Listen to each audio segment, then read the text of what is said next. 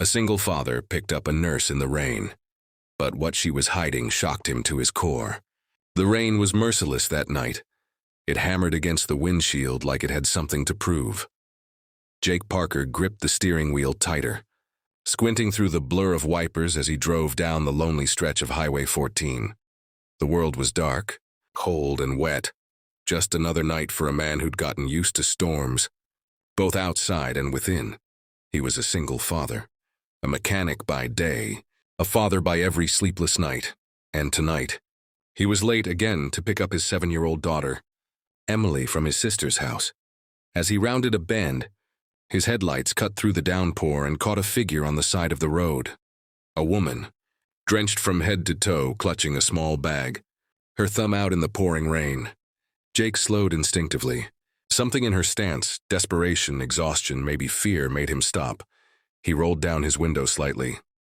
"Hey, you okay out there?" he called out. The woman looked up, her face pale under the rain. She looked to be in her late 20s, maybe early 30s. Blonde hair plastered to her cheeks, hospital scrubs beneath a soaked gray jacket. I'm sorry," she stammered, teeth chattering. "My car broke down a few miles back. I was heading home from the hospital.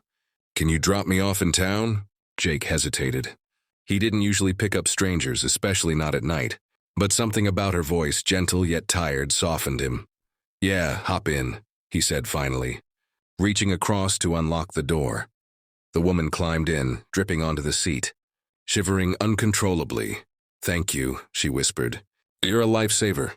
Jake shrugged. "Just a dad trying to do the right thing." "You're a nurse, huh?" She nodded weakly, pulling her jacket tighter. "Yeah, night shift at St. Mary's." The silence stretched between them, filled only by the sound of rain and the hum of the tires. After a few minutes, Jake asked, "Rough night?" She smiled faintly, eyes distant. "You could say that. Lost a patient I'd been caring for weeks. It never gets easier." Jake glanced at her. "Sorry to hear that. You nurses do what most of us couldn't. My ex-wife was a nurse too." "Oh," she asked softly. "Yeah, before she passed. 3 years ago, cancer." Her hand tightened on her bag. "I'm sorry. That must have been hard." "It still is," he admitted. "My little girl asks about her every night. I just try to keep going, you know?" For a while neither spoke. The road stretched endlessly, the storm unrelenting.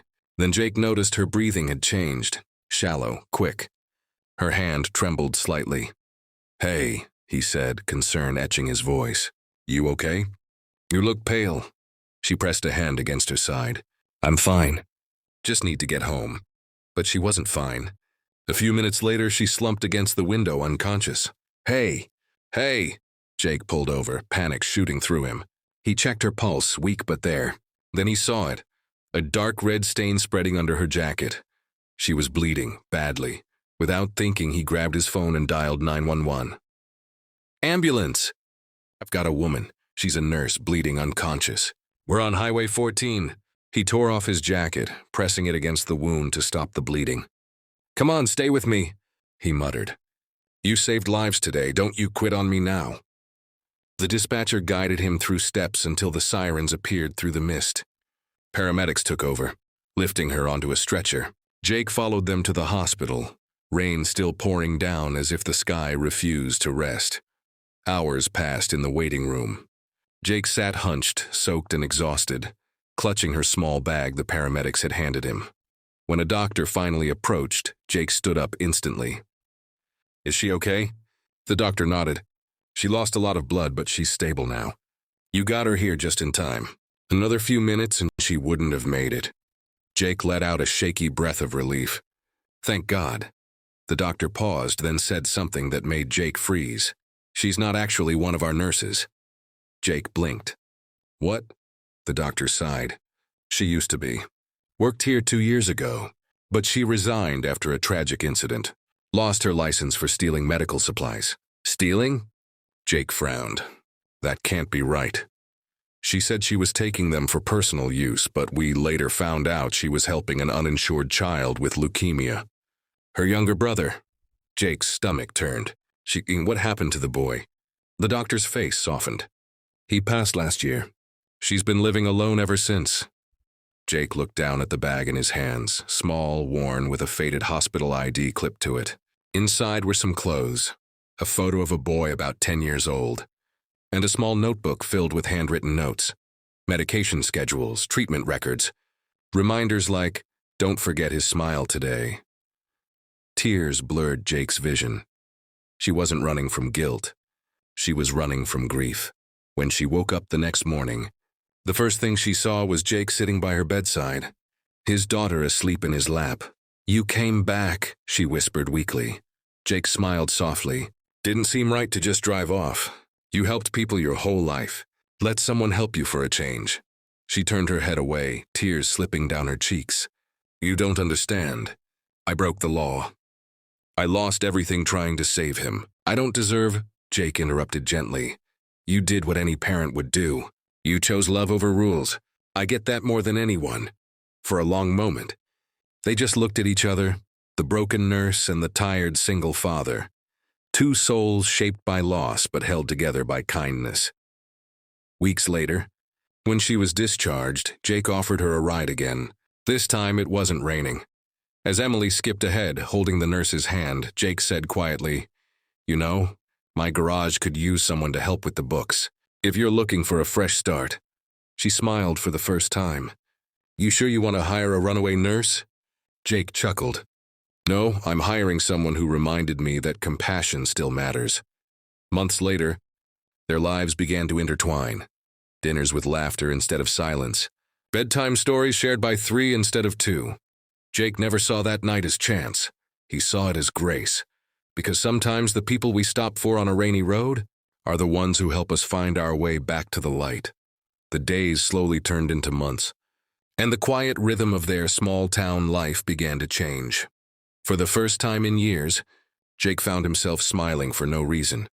When he caught Emily giggling with her new friend in the kitchen, or when he heard the soft hum of laughter filling the same home that once echoed with silence. Her name was Lily, the nurse he picked up that rainy night. She moved, into a small apartment above the town bakery and started helping out at Jake's garage, organizing paperwork, handling calls, even bringing lunch when he forgot to eat. The townsfolk were cautious at first. Rumors had spread about the nurse with a past, but Jake didn't care what anyone whispered. He saw what they couldn't: her kindness, her strength, her quiet courage. Emily adored her. She'd follow Lily around like a shadow, asking endless questions. "Miss Lily, why do you always wear that necklace?" Lily smiled softly, touching the small silver locket around her neck. "Because it reminds me of someone who taught me what love really means." Emily tilted her head. "Your brother?" Lily nodded. "Yeah, my little brother Noah. He loved the rain. Said it made the world clean again." Jake, listening from the other room, felt something stir deep inside him. Maybe that was why they'd met that night, in the rain. Maybe it wasn't random at all. One afternoon, a letter arrived for Lily. Jake noticed her hands trembling as she read it. "What is it?" he asked. She looked up, tears in her eyes. "It's from the medical board.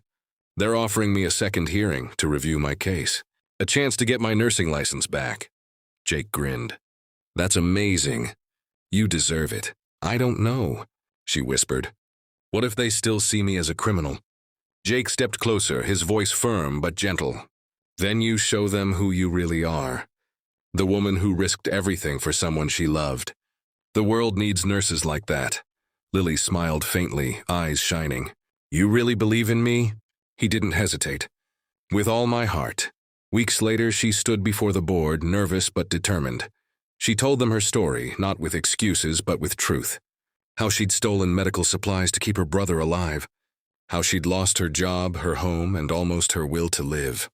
And then, how a stranger's kindness on a rainy night gave her hope again. When she finished, there wasn't a dry eye in the room. The board reinstated her license on the spot, with honors. When she returned home, Jake and Emily were waiting with a handmade sign. "Welcome back, Nurse Lily."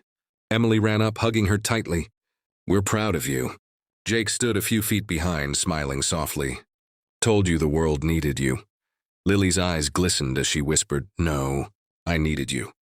Months later, Jake watched as Lily and Emily danced barefoot in the grass under a soft drizzle.